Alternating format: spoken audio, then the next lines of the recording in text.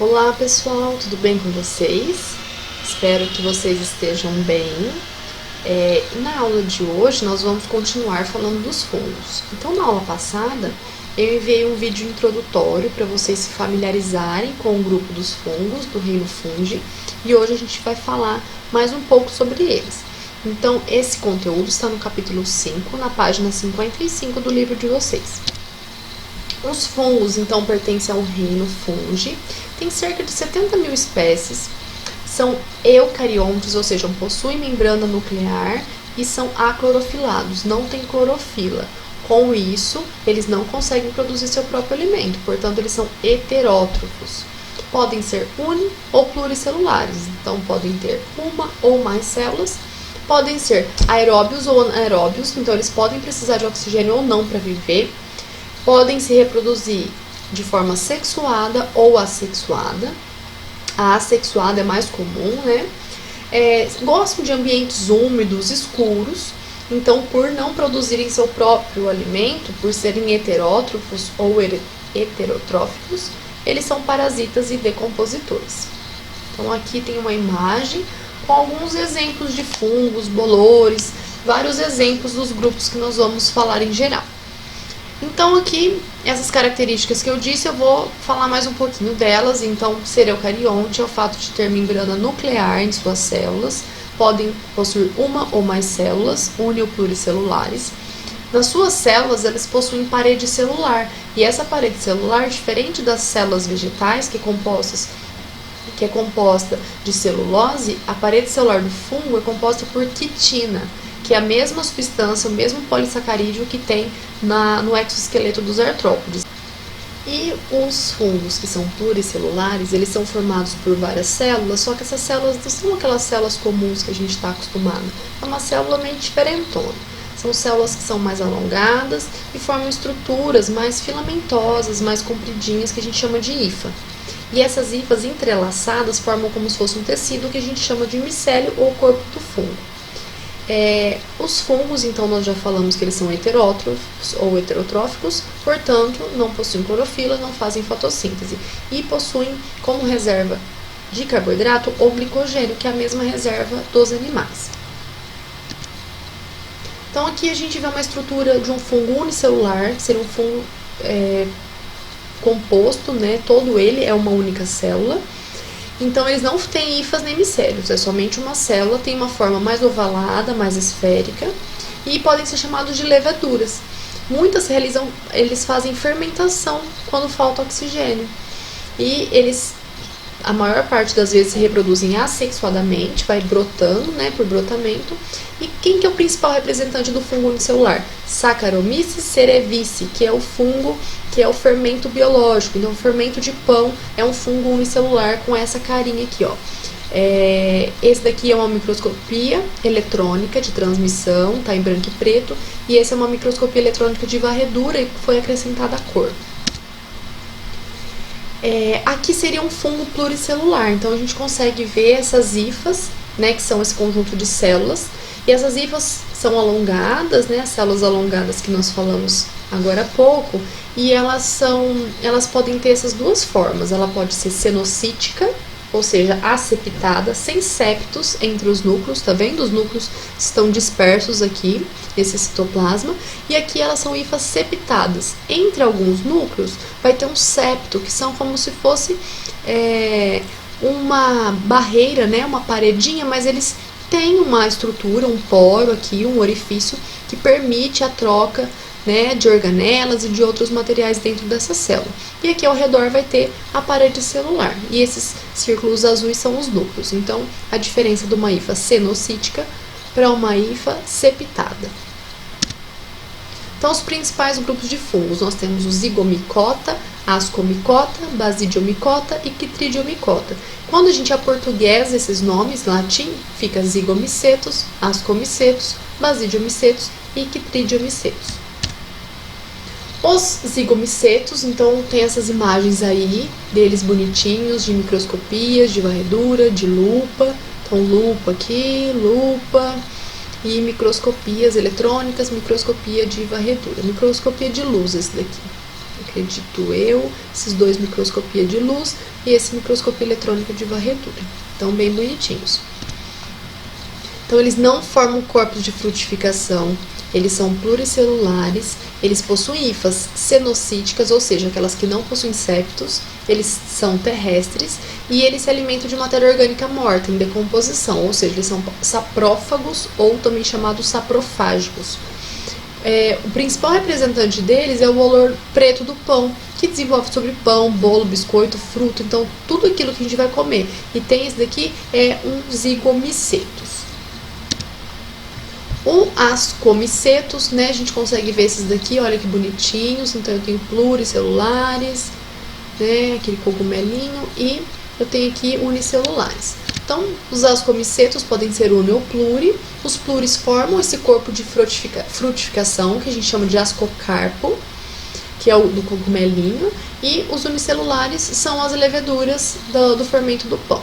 Alguns são comestíveis, já ouviram falar naquelas trufas negras, não é a trufa de chocolate não. Essa trufa que é comestível é um fungo.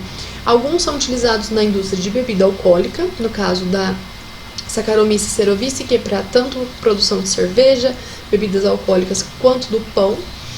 E aqui a gente tem os representantes, ó, as espécies como as trufas, que é utilizado na culinária mais requintada, o penicillium, que foi utilizado para a produção do antibiótico penicilina, um outro penicillium que também é do queijo camembert, o outro penicillium também tem o nome dos queijos, né, do queijo Roquefort, e o Saccharomyces cerevisiae, que é da produção de bebidas alcoólicas e fermento de pão.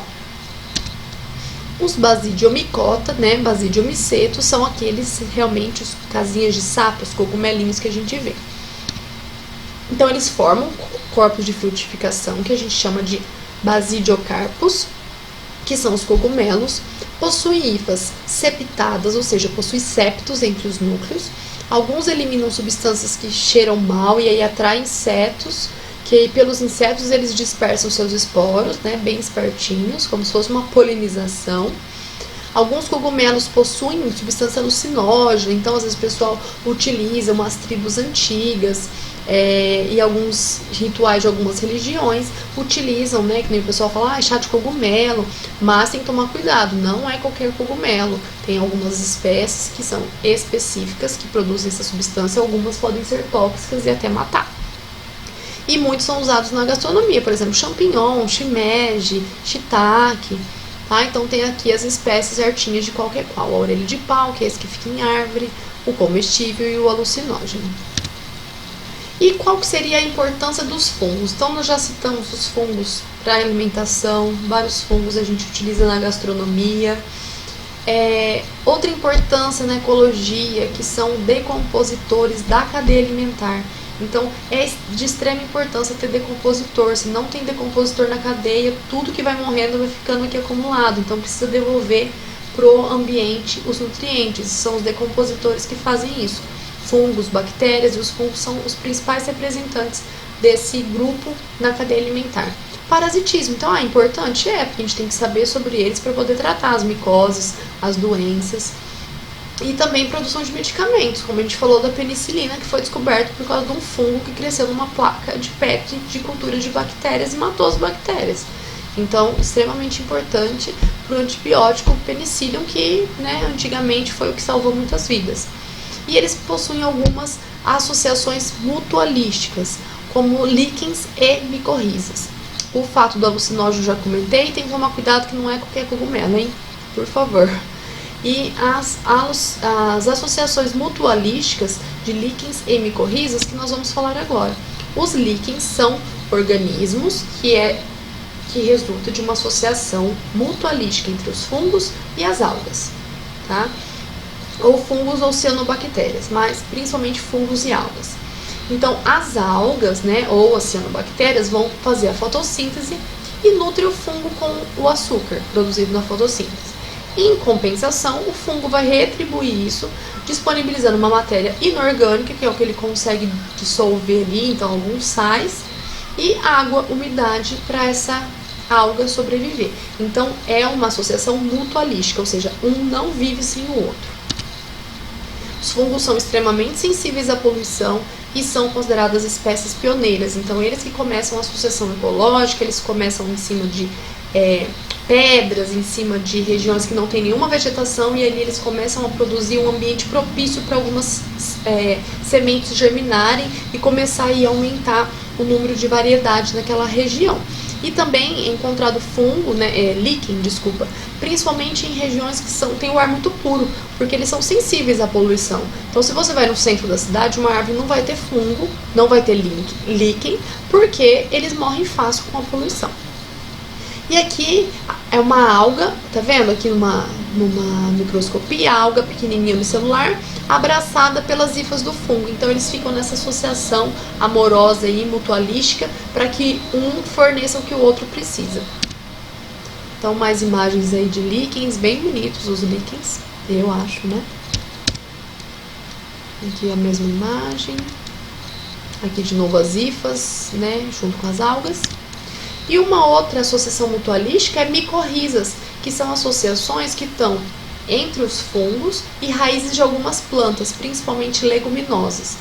O fungo vai pegar açúcares das raízes e aminoácidos e, em troca, o que ele fornece? Sais minerais importantes para o solo e que vão ser muito importantes para o crescimento da planta. Então, algumas plantas só conseguem metabolizar e absorver alguns sais quando tem essas micorrizas, essas associações em suas raízes. Então, é de extrema importância e cai bastante em questões dos vestibulares, os líquens e as micorrizas, tá bom?